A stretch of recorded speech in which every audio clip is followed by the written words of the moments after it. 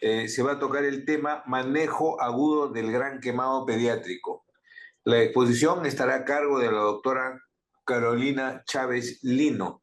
Es médico de UCI quemados de nuestro instituto. Es médico cirujano por la Universidad de San Martín de Porres en el año 2013, especialidad en pediatría por la Universidad Cayetano Heredia en el 2020. Y él es médico especialista que trabaja en la UCI, especialista en pediatría en el año 2020, coordinadora del curso de pediatría de la Universidad de Piura desde el año 2024 y docente en la Universidad Peruana Cayetano Heredia del 2020 al 2022. Doctora Carolina Chavelino, buenas tardes, bienvenida y puede continuar.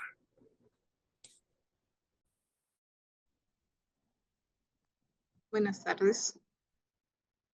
Hoy día vamos a tocar el tema del manejo agudo del paciente gran quemado. Para empezar, les quiero hacer una pregunta al auditorio.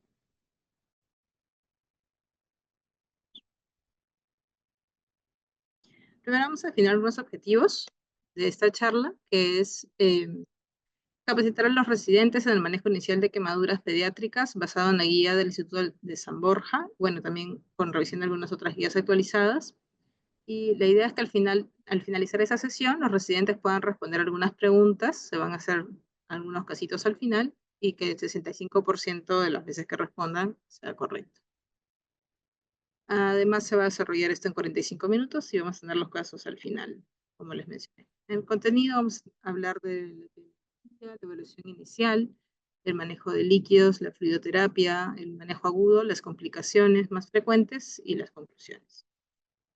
Entonces, para iniciar, quería preguntarles cuáles creen ustedes, en su experiencia previa, que sería el principal desafío en el manejo del gran quemado pediátrico.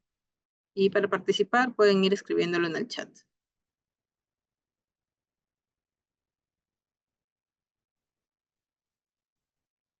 Si han tenido de repente por ahí algún paciente que les ha llegado a la emergencia, y se han enfrentado a algún paciente de gran quemado previamente.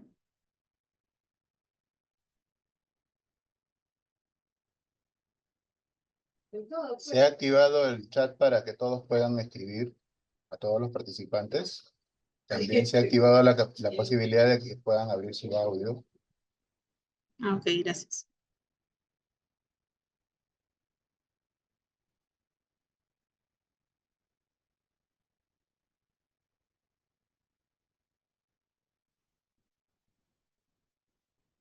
Manejo de las infecciones, sí, ese es uno de los puntos que vamos a tratar, porque es una complicación bastante frecuente. Y como vamos a ver, los pacientes se manejan casi como inmunosuprimidos, ¿no? Y van a tener ciertas complicaciones en las primeras 48 horas, que va a ser más que todo sobre el tema de fluidos, pero posteriormente hay otras complicaciones, dentro de lo cual están las infecciones, sí. Y vamos a ver si se cumple que es una causa más frecuente o no de complicaciones y causa de mortalidad, por eso que el manejo inicial es muy importante.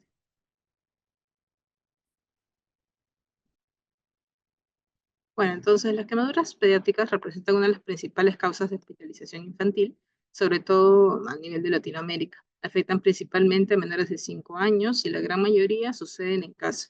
Quiere decir que son accidentes prevenibles. Tienen una alta mortalidad, sobre todo en grandes quemados y especialmente en pacientes con menos recursos. Esto por no solo si es que tenemos o no los insumos, sino por la demora en el traslado del paciente a algún hospital de mayor complejidad que pueda tratar. En nuestro caso, en nuestro país, tenemos la UCI de quemados aquí en el instituto, que es la única UCI de quemados para niños. Entonces recibimos pacientes de todo el Perú, pero usualmente vienen después de las 48 horas. Muchas veces tienen que venir en vuelos, o están tan inestables que no los pueden trasladar. Eso también complica las cosas en el manejo posterior. Y es un manejo adecuado, sin embargo, va a reducir la mortalidad y mejora la recuperación funcional. Muchas veces nosotros tenemos telemedicina, teleconsultas con pacientes que se encuentran en provincia, que nos hacen la consulta sobre cuánto es lo que tienen que ponerle de fluidos, cómo es la resucitación. Y la idea es siempre apoyarnos para que el paciente llegue en las mejores condiciones, porque apenas llegue, lo más pronto tenemos que tratar las quemaduras con el manejo quirúrgico. Si llega muy inestable, esto se va a ir prolongando. Mientras más tiempo tenga el paciente la escara, el tejido desvitalizado, esto le va a conllevar a mayor complicación, como han hablado de las infecciones, pero también sangrado. Entonces, el paciente está infectado, mayor riesgo de sangrado también. Si se infecta, puede tener plaquetopenia asociada.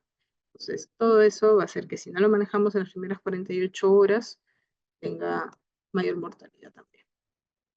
Entonces, la definición del gran quemado depende de la literatura. Algunos dicen más de 10, otros dicen más de 15%, o más de 20, dependiendo de la edad. Aquí lo manejamos como mayor al 15%, básicamente para tener un punto medio entre este 10 o 20%. Entonces, más del 15% ingresan a UCI, pero como les digo, en literatura te dice que si es más de 10 años, puede ser mayor de 20% el diagnóstico de gran quemado. Y es importante definir bien la extensión y no subestimarla sobre todo, porque eso puede ser que pasemos menos fluidos y la etapa inicial de resucitación se vea perjudicada. Bueno, el gran quemado también involucra un compromiso sistémico, tiene riesgo de shock y sepsis, y requiere una atención en una unidad especializada que realmente no tenemos tantas camas, tenemos solo 6 camas, y es la única UCI que tenemos para tratar a todos los pacientes quemados. Epidemiología, bueno, tenemos una incidencia global que va a variar de acuerdo a los países. En América Latina es el 70% ocurre en el hogar. La incidencia global es de 3 a 10 por cada 100.000 niños. Y las escaldaduras son la principal causa, sobre todo en menores de 5 años. Por fuego son más en escolares y adolescentes. Y la mortalidad, tenemos scores, así como utilizamos el QSOFA, el PRIMS, ¿no? Pero aquí utilizamos lo que se llama APSI, y va relacionada con extensión. No, aquí no va calidad de extensión, pero va la mortalidad en general. Va básicamente la extensión, si tiene una memoria inhalatoria, el sexo, la edad y la profundidad de la quemadura. Eso incrementa la mortalidad. Pero además la calidad de atención en complicaciones infecciosas, porque una de las primeras causas de muerte van a ver que es el shock y las infecciones. Y lo de aquí en América Latina que ocurren en casa es porque son más prevenibles. Y las escaldaduras se refieren a las veces cuando los niños se caen sobre las ollas de agua caliente, ¿no? En lugares donde todavía la gente pone las ollas en el piso para enfriar, ¿no? Son cosas completamente prevenibles, pero no tenemos mucha cultura de prevención. A veces nosotros como médicos solo estamos en la parte asistencial, pero nos olvidamos de la parte de prevención desde el lugar donde estemos.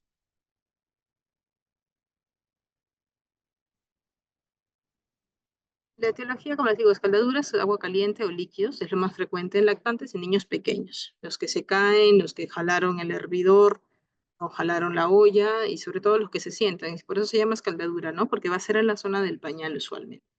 Fuego directo puede ser incendios, explosiones de balón de gas.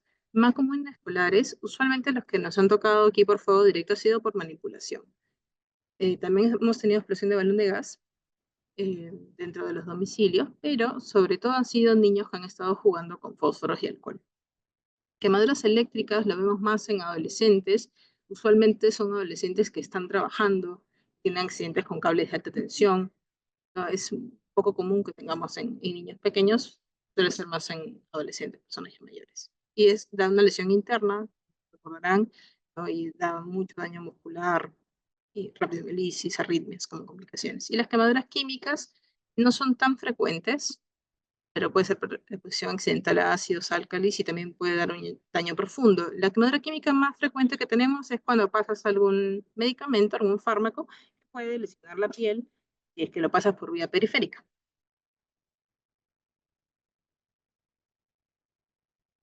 Esto es lo que tengo más actualizado sobre datos de aquí, del instituto, la evolución de la mortalidad por quemaduras entre el 2014 y 2024. Como ven, en los últimos 10 años nuestra mortalidad casi se ha mantenido desde que se empieza la unidad, conforme ha ido avanzando, menos de 5%. Pero sí verán que hay un pico en el año 2020. En el año 2020 recordemos la pandemia, donde nuestros quemados no podían ingresar directamente a la unidad de cuidados intensivos quemados, donde era más difícil acceder a una sala de operaciones, donde era más difícil el traslado de pacientes, porque no te recibían si no tenían una prueba COVID. Entonces, este incremento de la mortalidad es asociado a todo eso. Inicialmente los pacientes tenían que llegar a emergencia, que salga la prueba COVID, que salían varios días, luego no pasaban directamente a UCI quemados, ¿no? Entonces, todas esas demoras hicieron que ese año tengamos un pico muy alto en la mortalidad, que no estaba ni siquiera en el primer año de inicio, ¿no? Digamos, con menor experiencia, no nos había pasado eso, pero ocurre por el contexto de pandemia, ¿no? Y aquí se vuelve a recalcar que, claro, estos pacientes llegaron más tarde, no llegaron a la UCI inicialmente por todo esto. Pero sí, tal vez si hubieran manejado mejor, esa mortalidad hubiera disminuido. Además que a la par, siendo nosotros una UCI que tenemos cuartos aislados, se recibieron pacientes que no solo eran quemados, sino pacientes con COVID. Entonces, eso también explica no solo la demora en la atención de pacientes quemados, sino aquí está la mortalidad bruta. No está diciendo también que todos los diagnósticos que se hicieron aquí fueron quemados, sino que también se aceptaron pacientes con COVID, ¿no? Porque tenemos la facilidad de ambientes aislados. Las causas de fallecimiento en UCI, bueno, que he sido las tengo hasta el 2022, es shock séptico refractario con 50%, falla multiorgánica, insuficiencia respiratoria severa, son las tres causas más frecuentes, pero como verán, el shock séptico es la causa principal. Luego el síndrome postparo, shock por quemadura, PARS, accidente, shock neurogénico, neumotórax, son las otras causas. Pero básicamente ese shock séptico es la primera causa. Entonces sí, lo más difícil de manejar pacientes quemados son las infecciones. Y bueno, para empezar el manejo tienen que saber estimar cuál es la superficie corporal quemada. Entonces, en los adultos usamos la regla de los 9, pero en niños es menos precisa, entonces usamos el diagrama de Land, que ajusta la superficie corporal según la edad, porque la proporción va a variar según la edad del niño. Y no cuentan las quemaduras de primer grado, cuentan solo de segundo y tercer grado. Y aquí está el diagrama de Land. Como ven, ahí están las edades y el área. Por ejemplo, la proporción de la cabeza, un niño más pequeño, conforme va creciendo, va a ser menos. Entonces, por eso que utilizamos este diagrama. Es más específico para el cálculo de la superficie corporal. Lo pueden encontrar sin ningún problema y ese es el que deben utilizar, no la regla de los 9. Ahora, en los pacientes quemados el porcentaje de superficie corporal es importante porque, como les explico, de acuerdo a eso, vas a sacar tu necesidad de líquidos para la fase de reanimación, que son las primeras 48 horas, cuánto volumen tienes que administrar, y la necesidad de realizar procedimientos de urgencia.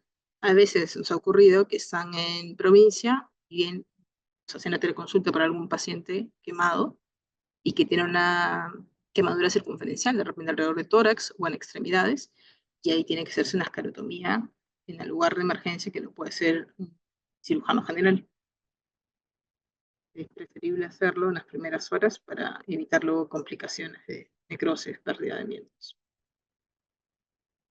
La injuria térmica cutánea, que abarque más de un tercio de la superficie corporal total, va a resultar en desórdenes severos y únicos en la función cardiovascular conocidos como el shock por quemadura.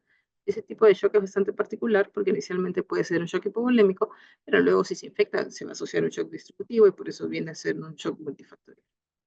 ¿No?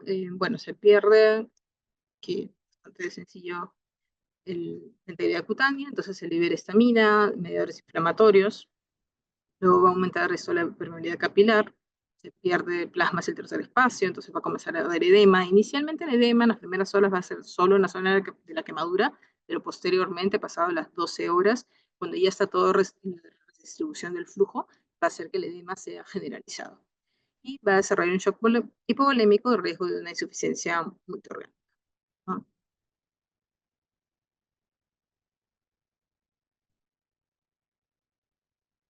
Luego se va a activar lo que es el sistema de respuesta inflamatoria sistémica.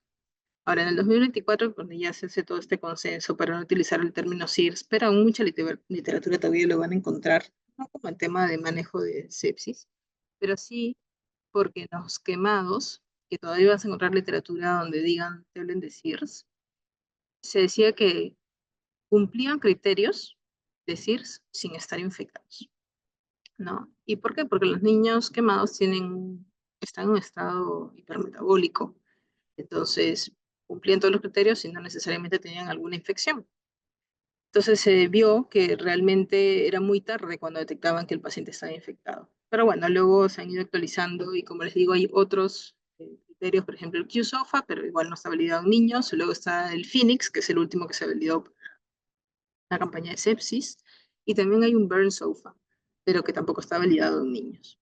Entonces, hay una respuesta inflamatoria sistémica, sí, y lo pongo porque todavía se encuentra en la literatura, y porque esta respuesta inflamatoria va a durar semanas y hasta meses. Entonces, uno va a ver a un paciente que está quemado y de repente le llega la emergencia, ya pasaron 5 días desde que se quemó y le llega febril. Y el niño está tranquilo, comiendo, está lactando, no luce mal, no está hipotenso, puede estar ligeramente taquicárdico, obviamente cuando está con fiebre, pero después no le ven ningún compromiso, ¿no? de órganos. Entonces, mientras esté con escara, va a seguir con esta respuesta inflamatoria sistémica. Por eso pueden estar con fiebre y no necesariamente ser porque sea una infección, sin embargo, siendo algo que puedes tratar y debido a que es una complicación más frecuente, usualmente sí iniciamos cobertura antibiótica desde que ingresan. Sobre todo porque, como les digo, tenemos pacientes que vienen de fuera, que son desnutridos, que tienen otros factores de riesgo. Acuérdense que estamos en el instituto donde muchos de nuestros pacientes tienen alguna patología previa. A veces no, pero pueden venir algunos con patologías previas como cardiopatías, de repente inmunosuprimidos, un chico con síndrome de Down. Entonces, y esta respuesta inflamatoria dura mucho más tiempo y tiene mayor riesgo en estos pacientes. Puede evolucionar a sepsis, como estábamos hablando, y lo más importante es el control temprano de líquidos, que es la resucitación inicial y las heridas. Alteraciones cardiovasculares, porque al inicio, como estábamos hablando de esta respuesta inflamatoria sistémica, va a haber también disminución del gasto cardíaco, inicialmente va a ser hipovolemia, van a aumentar las catecolaminas, hay riesgo de shock distributivo, como les mencionaba, sería sepsis, y hay que optimizar la perfusión tisular con líquidos y vasopresores, y es que el paciente comience a tener disminución del flujo urinario o hipotensión, aunque acuérdense que cuando ya tenemos hipotensión, probablemente el paciente ya se ha estado chocando previamente, porque este va a ser uno de los últimos signos que nos va a dar un paciente pediátrico. En alteraciones respiratorias tenemos que hay quemaduras faciales o con inhalación de humo que pueden comprometer la vía aérea y esto hace un edema progresivo que va a requerir una intubación a veces temprana. Hay también riesgo de intoxicación por monóxido de carbono en incendios en espacios cerrados y se da oxígeno al 100%. A veces sí, y es muy importante aquí la anamnesis, la historia clínica, ¿no? Porque puede decir que ha estado un incendio, pero a ver si era un edificio, en qué piso, qué tan cercano estaba, cuánto tiempo demoró en salir, se desmayó en algún momento, ¿no? Y si no tienen la historia muy clara, porque a veces es un accidente y ni siquiera lo puede traer la mamá, el papá, porque de repente ellos mismos han estado en el accidente, lo mejor es que lo manejen con oxígeno al 100% para prevenir esta intoxicación. En alteraciones metabólicas, como les mencionaba, están en un estado hipermetabólico severo, con aumento del gasto calórico basal, lo cual les hace que tengan una taquicardia que de repente no está asociada en ese momento a un CIRS, ¿no? Simplemente es por el estado hipermetabólico. Van a movilizar lo que es proteínas, grasas, hay una pérdida muscular bastante importante, hiperglicemia por estrés, que se ve en cualquier tipo de shock también, y va a requerir un soporte nutricional temprano, como cualquier paciente crítico, porque todos los grandes quemados van a ser pacientes críticos, requieren iniciar la nutrición enteral lo más temprano posible y evitar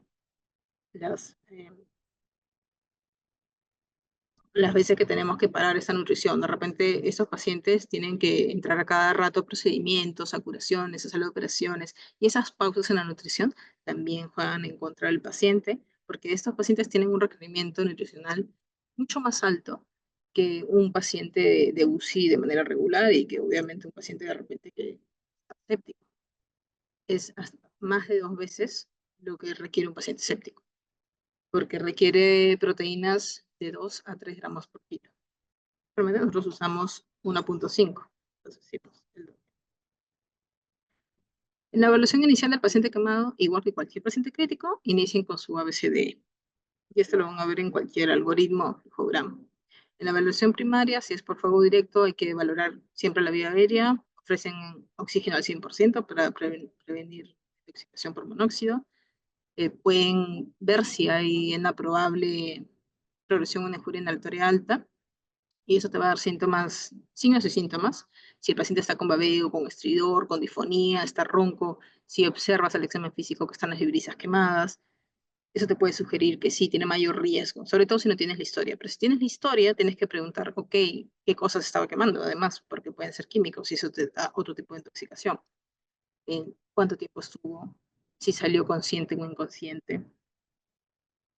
Esos son algunos datos que tienen que pedir de todas maneras. Y si ha sido un ambiente cerrado o ha sido un ambiente abierto. Muy distinto que se quemen con un fogonazo en una parrilla a que sea un incendio dentro de una vivienda. Luego, bueno, evaluación constante de la calidad del pulso, sobre todo porque estas quemaduras son muy profundas. Las quemaduras por fuego son las que más profundizan. Y, por ejemplo, observen la foto, ¿no? Hace una quemadura circunferencial y han hecho esterectomía de emergencia. Sobre todo para permitir la expansión del pecho y poder ventilar. Y siempre hay que vigilar cuando viene el paciente dentro de tu ABC, si es que ha venido por algún otro trauma, ¿no? Si ha sido la explosión, puede haberse golpeado, puede haber tenido un TEC para otros signos de trauma.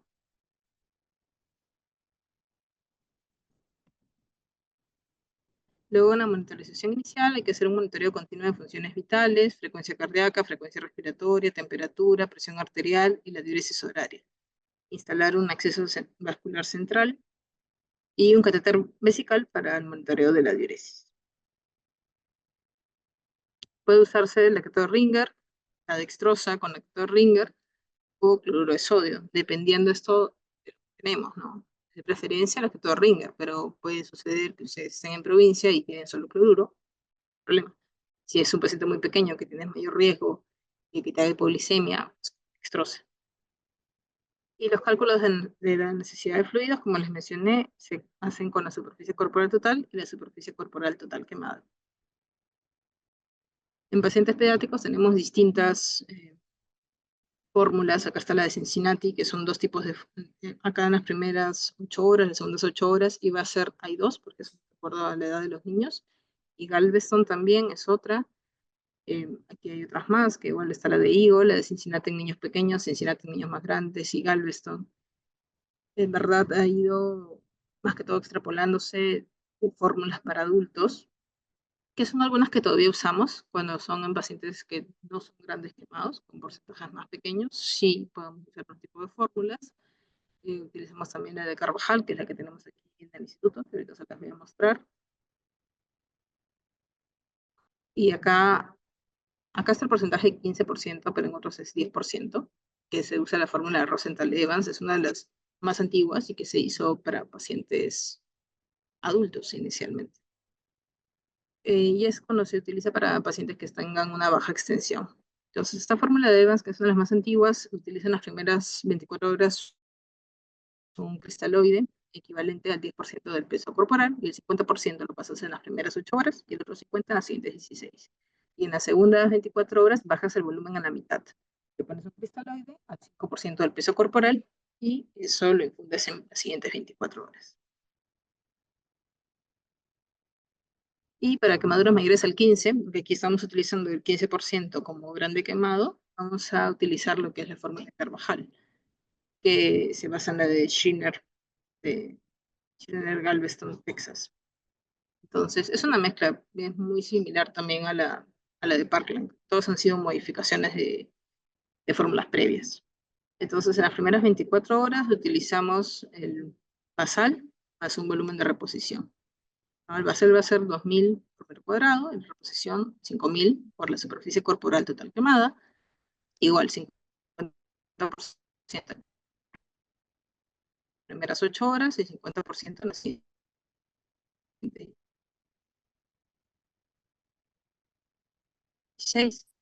Y en las 24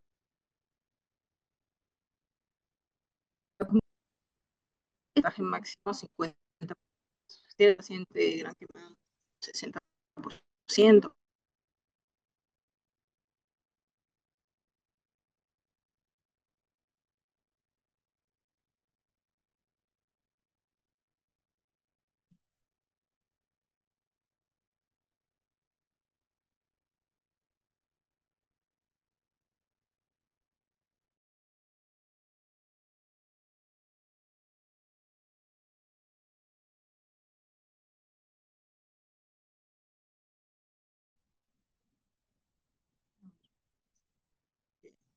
salió mi presentación y he dado cuenta.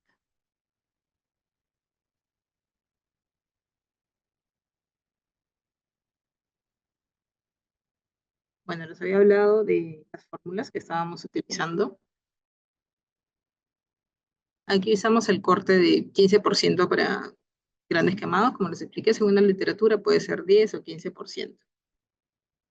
Entonces, para menores de 15, la fórmula de Rosenthal-Evans, que es una de las más antiguas, que utiliza cristaloides, y es las primeras 24 horas, 10% del peso corporal, 50-50, le pasas en las primeras 8, y 50% en las siguientes 16.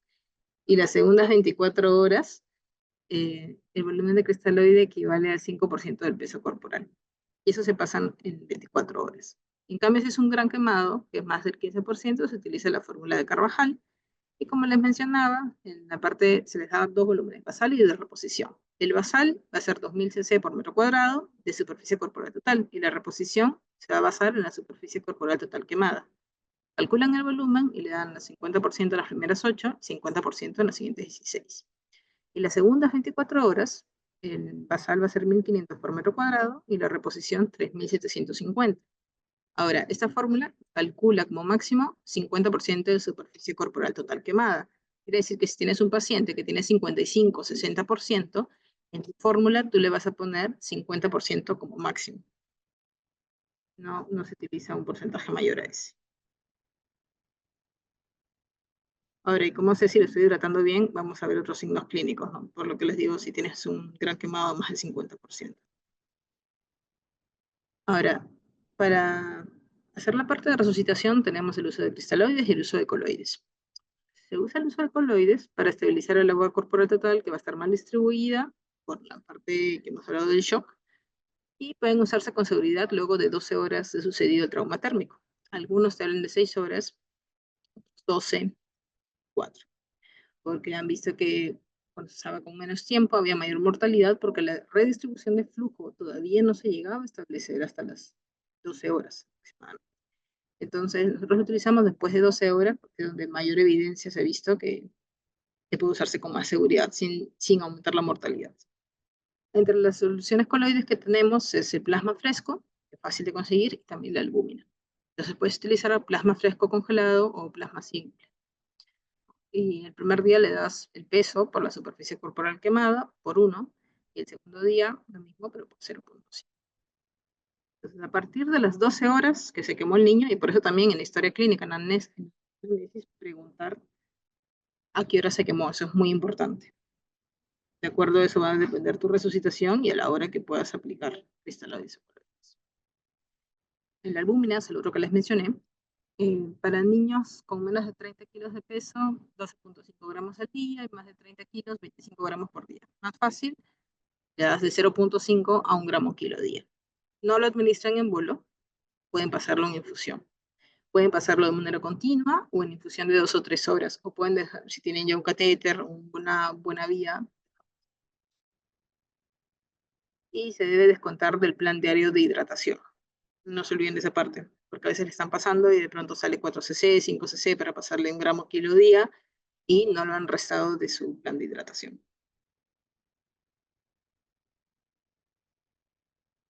Este de aquí es un estudio que evalúa niños grandes quemados, entre 15 y 45%, admitidos en las primeras 12 horas de que se quemaron, y usaron la albúmina en infusión de 4 horas por 3 días, y encontraron que sí se redujo la necesidad de fluidos en la fase de reanimación, comparado con el grupo control, ¿no? Entonces le pasaban menos volumen, que a la larga es mejor porque en estos pacientes que no manejan bien el volumen por la distribución de fluidos, hace que puedas tener menos necesidad de administrar y evitar el fluid creep, ¿no? Que es la sobrecarga de volumen que luego vemos en pacientes.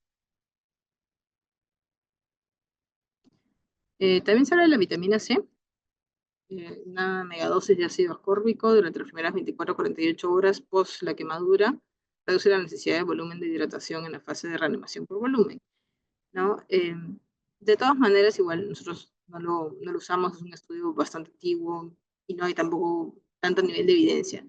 Lo que te dicen es que te disminuye el volumen, pero no hay otra cosa que te diga disminuye mortalidad, algún otro.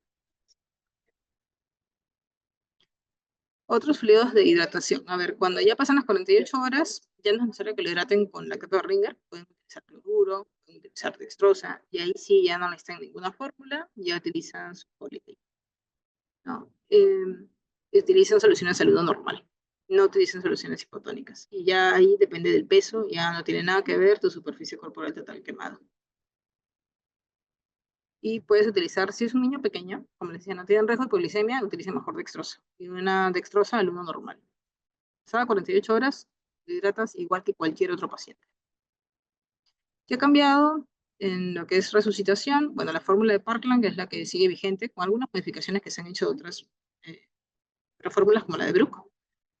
Y se utiliza la albúmina para evitar la sobrecarga de líquidos, la seguridad para utilizar estos coloides son después de las 12 horas, reducir el fluid creep para no tener un exceso de fluidos y luego signos de sobrecarga hídrica en nuestros pacientes. La fórmula de Parkland también se utiliza y es muy similar a la de Carvajal en las primeras 48 horas. Lo que debes monitorizar para saber si les... Acuérdense que igual es una fórmula. De repente es sobreestimado o es subestimado mi superficie corporal total quemada. Entonces, ¿de qué me voy a guiar? Obviamente las funciones vitales del examen físico. Entonces, tengo que ver un monitoreo de mi flujo de orina. Aquí pueden apoyarse con la colocación de una sonda vesical. Y bueno, se va controlando cada hora. En los niños menores de 30 kilos, la meta del flujo urinario es 1 cc kilo hora. Y en niños mayores puede ser de 0.5 a 1 cc kilo. Hay otras fórmulas, como le digo, la de Brook, que también es similar a la de Parkland, pero no hay comparaciones directas entre estas fórmulas para determinar cuál es mejor. Y estas fórmulas no incluyeron, cuando se hicieron, el uso de coloides. Y acuérdense que igual si usan coloides, porque tienen acceso, pues tienen que descontarlo del volumen. Ahora hablamos un poco de lo que era la parte de la evaluación inicial, sobre todo un paciente que ha venido quemado, un fuego directo, que tiene mayor riesgo obviamente de polinalatoria. Entonces hay que hacer una análisis dirigida para ver dónde se quemó, fue en campo abierto, en campo cerrado. Además, también cuando se trata de ingesta de líquidos calientes, hemos tenido pacientes muy pequeños que de repente han ingerido una taza algo de algo caliente y han tenido una injuria posterior. Además, a veces están justo con algún problema respiratorio intercurrente, eso también lo peor. Y bueno, pueden inicialmente estar asintomáticos porque el edema no va a ser tan rápido, no va a ser después de unas horas, pero tienen que observar si hay hollín o si pueden revisar la vía aérea mejor, porque luego pueden hacer una obstrucción.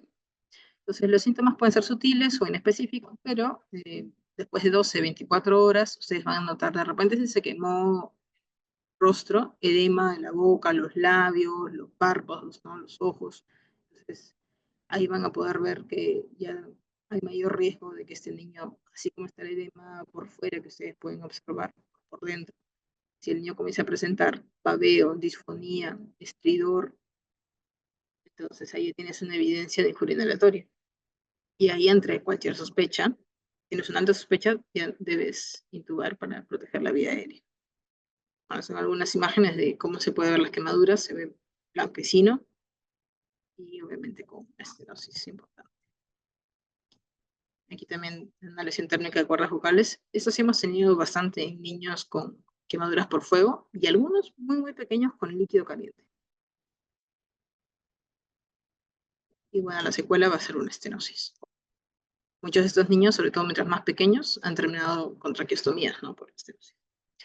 Control de infección y antibióticos. A ver, lo que te dicen las guías es que no se recomienda el uso profiláctico, otros te dicen que no se recomienda el tratamiento. Acuérdense que las quemaduras son una alta temperatura, entonces la quemadura en sí es estéril, pero conforme pasen los días se va a contaminar porque todo el resto de la piel está estéril y tenemos gérmenes que pueden hacer que las heridas, si no están bien cubiertas en los primeros días, se infecten. Por eso la importancia de limpiar las heridas y de colocar lo que hacemos más es el injerto, pero puede ser otro tipo de apósito, que sea la gasa parafinada, para proteger esa zona de la piel. Pero en sí no está recomendado que de arranque utilices antibióticos, solo en infecciones confirmadas o en sepsis. ¿Qué sucede en la realidad?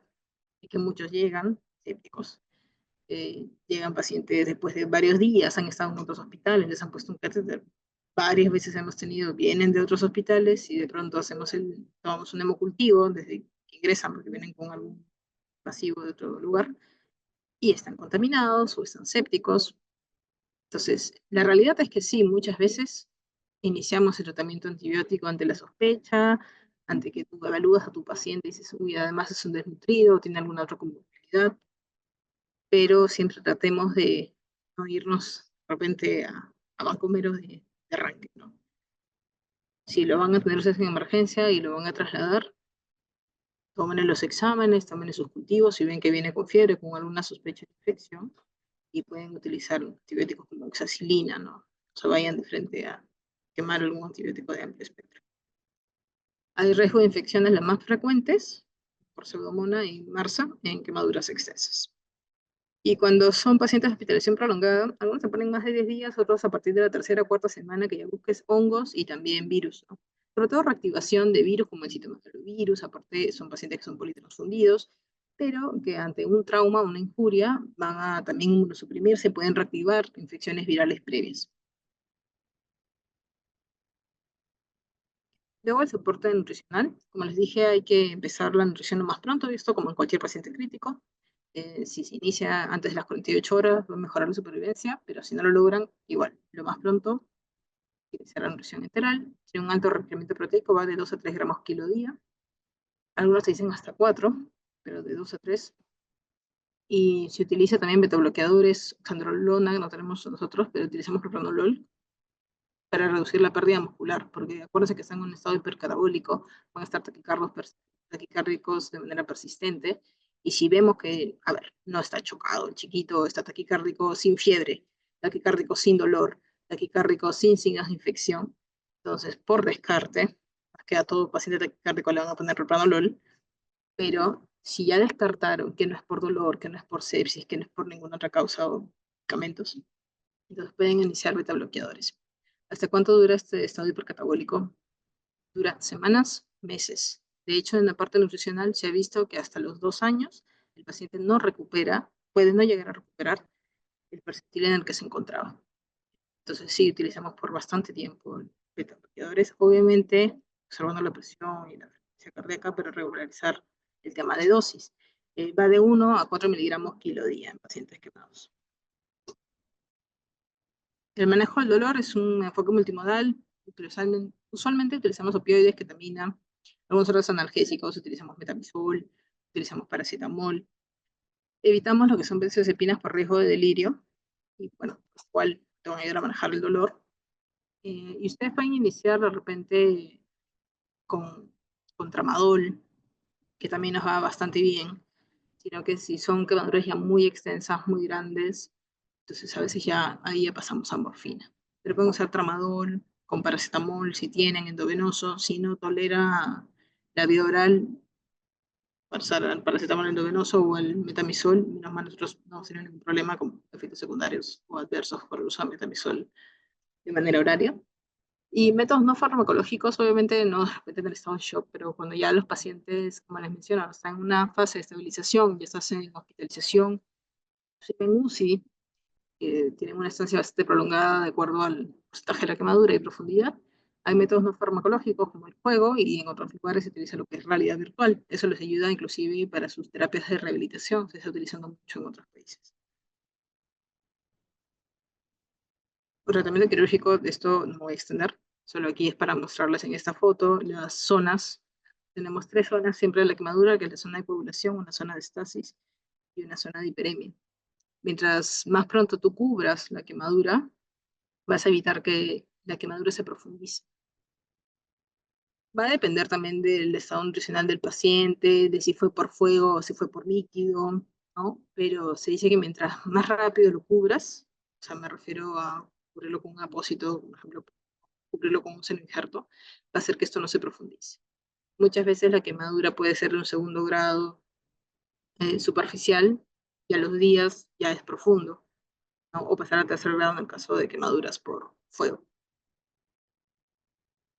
Hay que valorar la herida, siempre hay que ver si tiene algún signo de infección o no, si hay secreciones.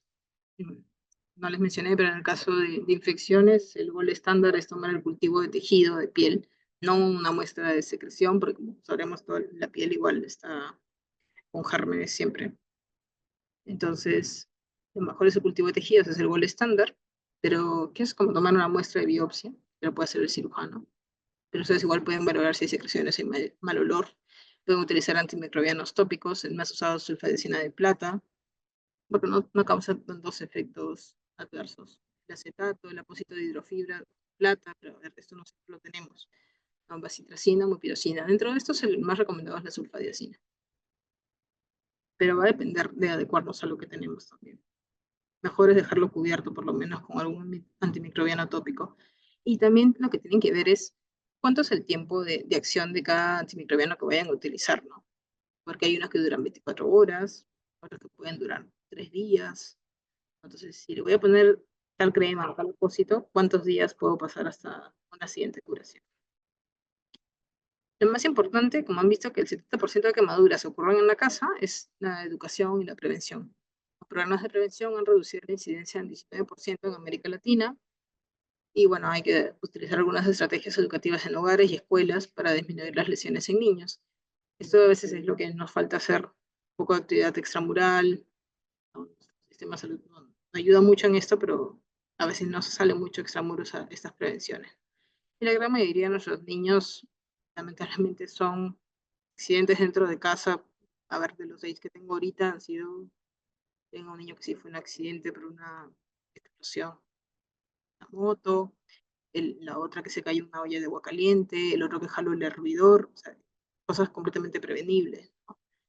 Entonces, es siempre desde donde estemos, si haces consulta pediátrica en tu consultorio de niños sanos, estás haciendo CREP, no olvidar siempre la parte de puericultura, ¿no? Y recomendaciones a familiares. Obviamente no los vas a alertar usándoles una foto de cómo queda el paciente quemado, pero puedes prevenir y educar en casa.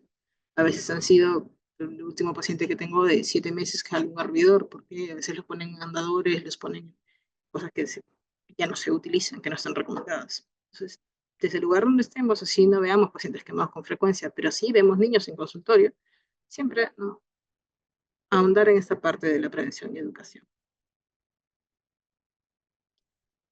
Y bueno, en manejo agudo hay bastantes guías. Yo la que les he mostrado más que todo es la guía de aquí del instituto. También he revisado algunas otras guías internacionales.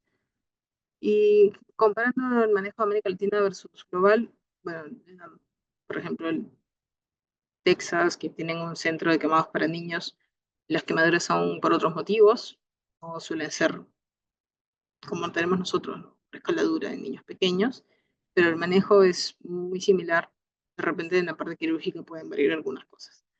Pero si nos comparamos con Chile, con Colombia, está bastante similar, los protocolos también. Creo que por aquí también saco un protocolo de fuera para que vean que es, por lo menos la parte del manejo agudo, es igual a lo que usamos nosotros. Entonces es importante la evaluación y el manejo temprano, porque esto va a impactar directamente en la supervivencia del paciente, un control estricto de fluidos, nutrición, antibióticos, va a mejorar el pronóstico, pero como les digo, el profilaxis y darle el antibiótico, que valorar mucho la parte clínica, siempre individualizar esta parte. Y aplicación de guías adaptadas a los recursos disponibles es la clave en América Latina. Acá hay un cuadrito, igual para que lo revisen, sobre la comparación de protocolos de reanimación, como Parkland, Galveston y Cincinnati, el tipo de líquido que utilizan ellos, el volumen que les dan, y como ven, Parkland, por ejemplo, no utiliza coloides, pero Galveston y Cincinnati, Galveston te pone sí después de 24 horas, y Cincinnati sí en pacientes críticos. E igual la gran mayoría de la literatura te avala que después de 12 horas ya es seguro. Algunos te dicen 6, pero preferible 12 horas, que es donde hay más evidencia, si no, 24 horas. Y lo más importante para que no van a estar trabajando de repente inicialmente con pacientes quemados, los criterios de traslado a un centro especializado.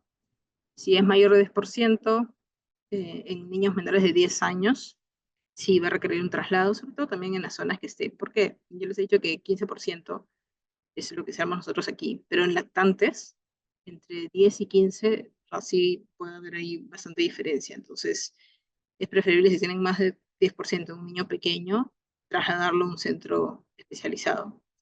Además, si tienen quemaduras en cara, manos y genitales, También, si tienen lesiones por inhalación, si tienen la sospecha de que son un incendio o saca humo, también, y quemaduras eléctricas o químicas, porque de todas maneras van a requerir manejo quirúrgico, y las quemaduras eléctricas tienen mayor riesgo de rabdomiólisis, de alteraciones, de hacer arritmias, necesitan un monitoreo estricto, entonces es preferible todos estos criterios trasladarlos. Este de aquí es un algoritmo en un hospital de Estados Unidos, donde son las enfermeras las que hacen el triaje y ven cómo es la evaluación inicial, secundaria. La evaluación inicial es el ABC, luego la secundaria, historia, evalúan si hay otra cosa adicional, de repente tiene un TEC, si ha habido algún otro trauma. Luego estiman la superficie corporal y evalúan si es superficial, si es de primer, segundo o tercer grado, básicamente. Y de acuerdo a eso hacen el manejo de las heridas. Y como ven, es muy similar a todo lo que hemos hablado. Verifican en la parte inicial si tienen algún otro trauma, y luego los fluidos de rehidratación, aquí en la Parkland, que es muy similar a la Carvajal. Luego los fluidos de mantenimiento, ponen una sonda Foley para monitorizar el flujo de orina, y como les dije, igual, menos de 30 kilos, 11 kilos, más de 30 kilos, 0.51. Y de acuerdo a si es muy profunda, pues van a, en la más profunda ponen, ¿no?, cubrirlo con gases estériles y prepararlo para transferirlo. Y los criterios de transferencia son los que ya les he dicho. Sí, quemaduras químicas, curas por inhalación, pacientes con comorbilidades, que son muchos de los que tenemos aquí en el instituto. Bueno, aquí algunas preguntas, a ver si todavía están escuchando. Paciente de 8 años con 45%, ¿cuál es la prioridad en las primeras 24 horas? Las que tienen: manejo del dolor, reanimación con líquidos, control de la infección y nutrición temprana.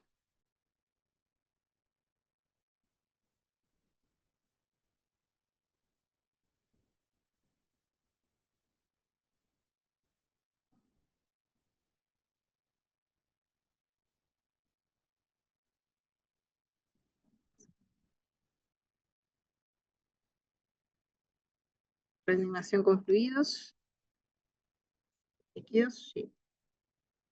Sí, reanimación con líquidos, siempre en la fase aguda, la estabilización hemodinámica es la primera prioridad.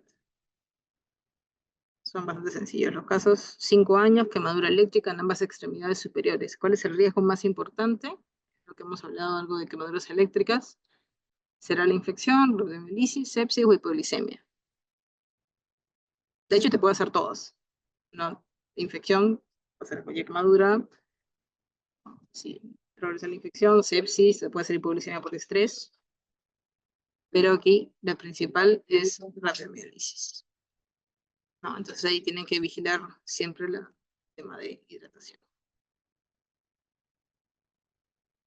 Rabdomiólisis porque pueden provocar daño muscular, niveles de hemoglobina y afectan la función renal. Eso es importante, la hidratación. Ahora, en las quemaduras eléctricas, claro, el porcentaje no se ve mucho por fuera. Entonces es muy importante, algunos suman un 20% más de lo que tiene, pero lo más importante es monitorizar al paciente y ver el flujo urinario. Porque ahí sí tienes que cuidar que no vaya a haber daño renal. Luego, 3 años, quemadura por escaldadura, 30%. El mejor método para estimar la superficie corporal en pediatría. Esto también lo hemos visto desde el inicio. Y lo que utilizamos aquí es el diagrama de Land.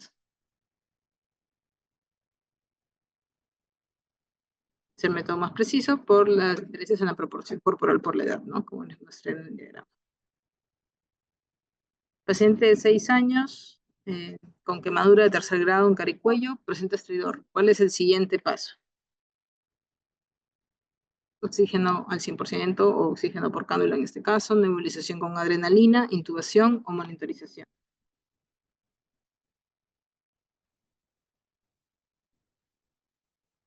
En este caso, si ya tienes la sospecha y ya te está haciendo estridor, entonces el primero es manejar la vía aérea y es la intubación. Hay compromiso de vía aérea y hay que asegurarla. Muy bien, eso sería todo. No sé si tienen alguna consulta.